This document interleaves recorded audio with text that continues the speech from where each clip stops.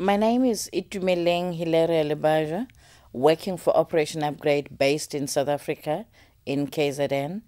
The project, particularly that won the prize, the UNESCO prize, it's Kwanibela project that I'm managing, which is based in KZN, right in the deep rural of KZN. The area is in KwaZulu-Natal, in the deep rural KwaZulu-Natal, based at the end towards the border of Mozambique, where we call it a God's forgotten land because the people there are really poor and the people are illiterate.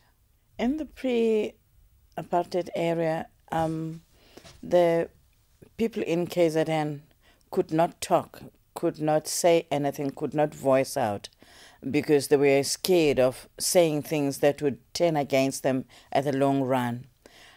When we got in with literacy, we made people to be confident of themselves. Now they can be able to stand in front of the councillors and demand what they want, not really making them to be against the councillors, but they can speak up because they are able to know their rights. We're doing it through literacy. Our curriculum is based on the needs of the community. We get into the community and find out what their needs are. And our curriculum will be totally based on the needs of that community.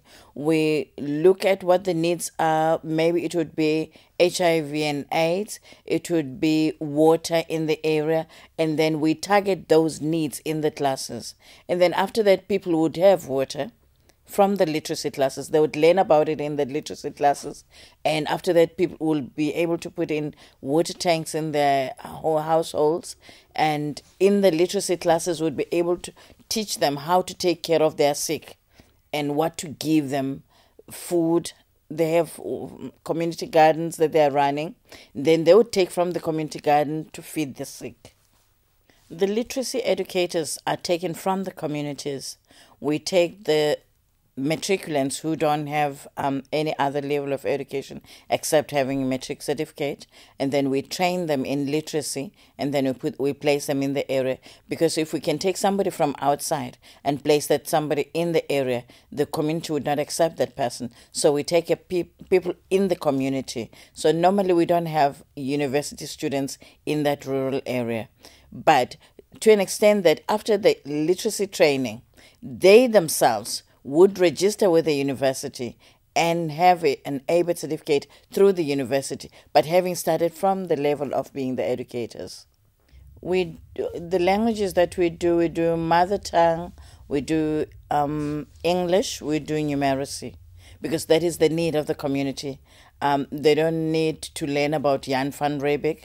They need to learn how to calculate so that they'll be able to make money after having done the level 1 mother tongue. They're able to read and write, and then they're able to calculate the monies that they would make from the projects that they would be doing. So that's the 3 areas we're doing. We're reaching more than 5,000 women in the community.